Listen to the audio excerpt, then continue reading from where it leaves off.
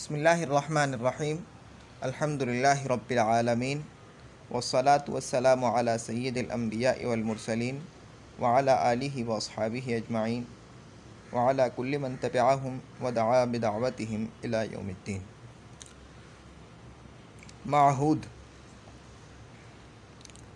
جانی ہوئی چیز کو کہتے ہیں۔ اس کی دو قسمیں ہیں، معہود خارجی، معہود ذہنی۔ معہود خارجی وہ اسم ہے جس کا مصداق خارج میں متعین ہو، جیسے خلیل سے حضرت ابراہیم علیہ السلام مراد ہوتے ہیں۔ معہود ذہنی وہ اسم ہے جو متکلم اور مخاطب کے نزدیک متعین ہو، جیسے دوست آمد، جبکہ خاص شخص مثلا بکر مراد ہو جس کو متکلم و مخاطب جانتے ہوں۔ معہود جانی ہوئی چیز، ٹھیک ہے، جس کو سننے والا اپنے ذہن میں جانتا ہو۔ تو اس کی دو قسمیں ہیں، معہود خارجی اور معہود ذہنی۔ فارسی والے اس کو معہود کو عہد کہتے ہیں، معہود کو عہد کہتے ہیں، اور معہود خارجی کو معہود ذکری کہتے ہیں، اور معہود ذہنی کو معہود ذکر عہد ذہنی کہتے ہیں، عہد ذہنی۔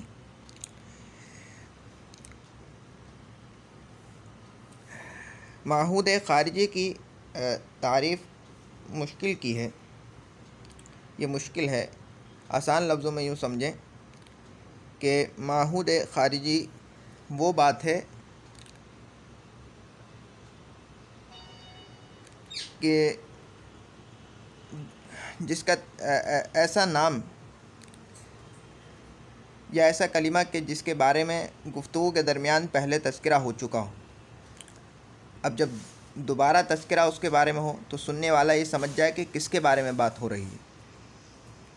اب سننے والا جب یہ سمجھ جائے گا کہ کس کے بارے میں بات ہو رہی ہے تو پھر اس میں ایک خاص طرح کی ایک تخصیص پیدا ہو جائے گی، یعنی سننے والے کے نزدیک وہ متعین ہو جائے گا، تو پھر وہ معرفہ بن جائے گا۔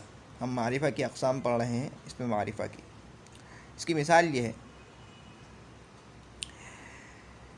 دو جملے ہیں۔ پہلا جملہ میں آپ سے جو دو جملے بولوں گا، پہلا جملہ علی نے کتاب اور قلم خریدا، علی نے کتاب اور قلم خریدا۔ دوسرا جملہ، اس نے کتاب حسن کو دی اور قلم عثمان کو دیا۔ پہلے جملے میں کتاب اور قلم یہ نکرہ ہیں۔ جب میں کہوں گا کہ علی نے کتاب اور قلم خریدا تو آپ یہ پوچھ سکتے ہیں کہ کون سی کتاب خریدی، کیسی کتاب خریدی، کون سا قلم خریدا، کیسا قلم خریدا، کیونکہ وہ متعین نہیں ہے۔ لیکن دوسرے جملے میں جب آپ نے یہ سنا کہ بھائی اس نے کتاب حسن کو دی، تو آپ یہ سمجھ گئے فوراً کہ وہ جو کتاب حسن کو دی ہے یہ وہی کتاب ہے جو اس نے خریدی ہے، کوئی اور سی کتاب نہیں ہے، وہی کتاب ہے جو اس نے خریدی ہے۔ اور جو قلم دیا ہے عثمان کو وہ بھی وہی قلم ہے جو اس نے خریدا ہے، کوئی اور سا قلم نہیں ہے۔ تو ایک طرح کی اس میں ایک تخصیص پیدا ہو گئی، تعیین پیدا ہو گئی، خاص چیز کے ایک خاص ہو گیا مفہوم سننے والے کے ذہن میں، تو یہ معرفہ ہو گیا۔ اس کو عہد خارجی کہتے ہیں یا عہد ذکری کہتے ہیں، کہ جس کا تذکرہ پہلے جملے میں ہو چکا ہو، تو پہلے جب ہوگا تو وہ تو نکرہ ہوگا، جب دوسری بار ہوگا وہ معرفہ ہو جائے گا، اس وجہ سے کیونکہ اس کا پہلا تذکرہ ہو چکا ہے اور سننے والے کو معلوم ہو گیا ہے کہ اب اس سے کیا مراد ہے۔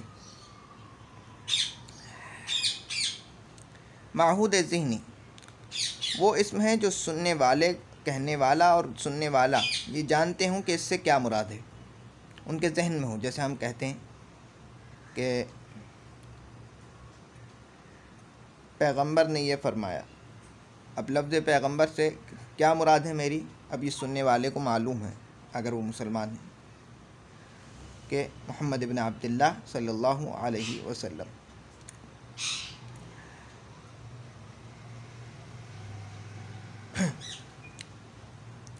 اب پیغمبر یہ نکرہ ہے، لیکن کیونکہ یہ سننے والے کے اور کہنے والے کے ذہن میں اس کا متعین ہے کہ کس شخص کے بارے میں بات ہو رہی ہے،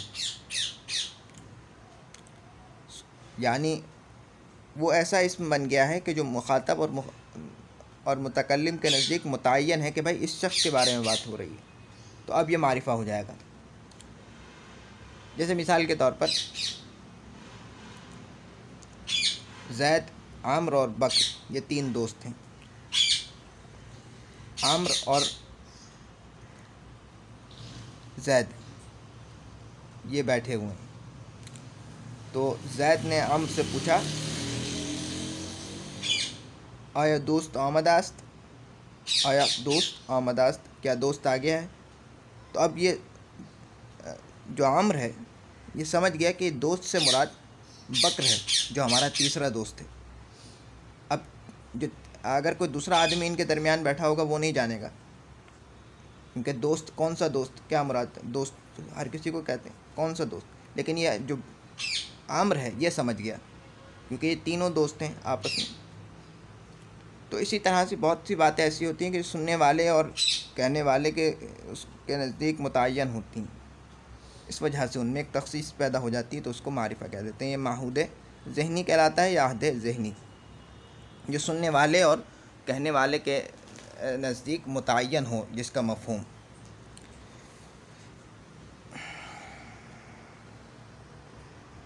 باقی جو یہ خلیل مثال دی ہے، یہ خلیل سے حضرت ابراہیم مراد ہوتے ہیں، یہ بصد احترام یہ معہود ذہنی کی مثال ہے، معہود خارجی کی مثال نہیں ہے۔ یہ تسامح ہو گیا ہے صاحب کتاب سے، ٹھیک ہے۔ چلیں، معرفہ بندہ، چھٹی قسم ہے معرفہ کی، معرفہ بندہ۔ وہ اسم ہے جو حرف ندا کے ذریعے پکارے جانے کی وجہ سے معرفہ ہو گیا ہو۔ حروف ندا 4 ہیں۔ ندا یعنی آواز دینا، جیسے اے، یا، ایا، یہ جو 3 ہیں یہ اسم کے شروع میں آتے ہیں، اور الف یہ اسم کے آخر میں آتا ہے، جیسے اے غفور، یا مرد یعنی اے مرد، کریمہ یعنی اے کریم۔ فارسی میں اسم کے آخر میں الف لے آتے ہیں اس کو منادہ بنانے کے لیے، یعنی اس کو پکارنے کے لیے، کریمہ، غفورہ، مردہ، اس طرح۔ اب کیونکہ کوئی شخص کسی متعین آدمی ہی کو پکارتا ہے، اس کو معلوم ہوتا ہے سننے والے کو، یعنی کہنے والا کسی خاص شخص کو ہی پکارتا ہے کریمہ، تو اس کے نزدیک وہ خاص ہے، خاص چیز کو ہی پکارا جاتا ہے، تو اس وجہ سے یہ معرفہ بن گیا، ٹھیک ہے۔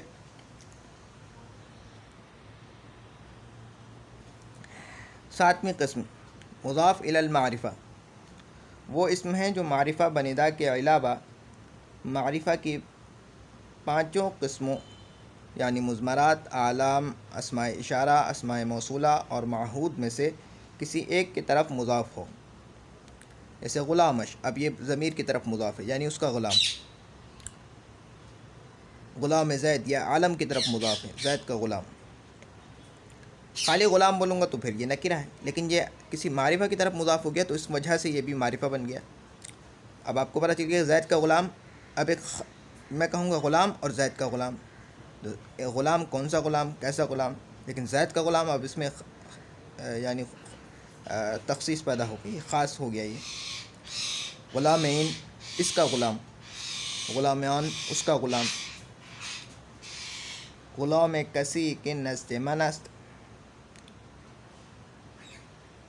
اس شخص کا غلام جو میرے پاس ہے، یعنی ایک شخص میرے پاس کھڑا ہوا ہے، تو میں کہوں کہ کسی کو کہ غلام کو بلاؤ، وہ مجھ سے پوچھے کون سے غلام کو، تو میں کہوں کہ غلام کسی کے نزد من است، اس شخص کے غلام کو جو میرے پاس ہے. اب وہ سمجھ جائے گا کس کو، کہ کسے کے نزد من است، وہ جو میرے پاس ہے. اب یہ معرفہ ہو گیا. اس کی طرف جب میں کسی اسم کو مضاف کروں گا تو وہ بھی معرفہ بن جائے گا، کیونکہ اس میں بھی تخصیص پیدا ہو جائے گی. غلام کسے کے نزد من است، اب میں کہوں غلام کسے کے نزد من است، یعنی اس شخص کا غلام جو میرے نزدیک ہے، تو اس میں خاص تخصیص پیدا ہو گئی، خاص ہو گیا غلام، کہ خالی اسی شخص کا غلام جو میرے نزدیک کھڑا ہوا ہے. یوں کہے کہ غلام کسی کے نزد من استاد است، غلام مرد. اب مرد سے یہ جب ہے کہ جب مرد سے مراد جو ہے کوئی خاص مرد ہو اور سننے والا جانتا ہو کہ میری مرد سے مراد کیا ہے. ورنہ تو مرد نکرہ ہے، لیکن جب سننے والے کو معلوم ہے کہ مرد سے مراد کیا ہے، مثلا بکر ایک لڑکا مراد ہے سننے والا میری مرد سے، لفظ مرد سے، تو اس صورت میں یہ معرفہ بن جائے گا. اور یہ معرفہ کی کون سی عہد کی، یہ کیا کہلاتا ہے؟ معہود، یعنی عہد. اور یہ عہد کی کون سی قسم بن جائے گی؟ عہد ذہنی. عہد خارجی کیسے بنے گا؟ جیسے میں کہوں کہ مردی را دیدم، میں نے ایک مرد کو دیکھا. غلام مرد استاده بود، میں نے ایک مرد کو دیکھا، مرد کا غلام کھڑا تھا. اب آپ کو معلوم ہو جائے گا کہ جو مرد کا غلام کھڑا تھا یہ وہی مرد ہے جس مرد کو دیکھا ہے، کوئی اور مرد نہیں. تو ایک طرح کی اس میں بھی تخصیص پیدا ہو گئی. تو یہ اب کیا بن گیا؟ معرفہ کس عہد خارجی، یعنی عہد ذکری بن گیا. یہ دونوں کی مثال. تمرین: مندرجہ ذیل جملوں کی ترکیب. اس میں موصول، معہود خارجی، معہود ذہنی، معرفہ بندا، مضاف الی المعرفہ کی شناخت اور وجہ شناخت بیان کریں. ہرچہ گفتی راست گفتی. یہ ہرچہ یہ اس میں موصول ہے، باقی اس کا ہرچہ گفتی یہ صلہ ہے، اور راست گفتی تو اس میں موصول، یہ اس میں معرفہ ہے. ٹھیک ہے، ہرچہ اس میں موصول ہے اور یہ اس میں معرفہ کی قسم ہے.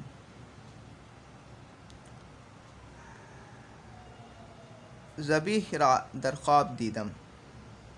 یہ اگر سننے والا جانتا ہے کہ ذبیح علیہ السلام کون ہے تو پھر اس کے نزدیک یہ معرفہ ہو جائے گا، پھر یہ عہد ذہنی ہو جائے گا. یہ بھی معرفہ. برادر شما بیمار است، تمہارا بھائی بیمار ہے، یہ بھی معرفہ ہے. یہ مضاف الی المعرفہ، ضمیر کی طرف مضاف ہوا، ضمیر مجرور منفصل.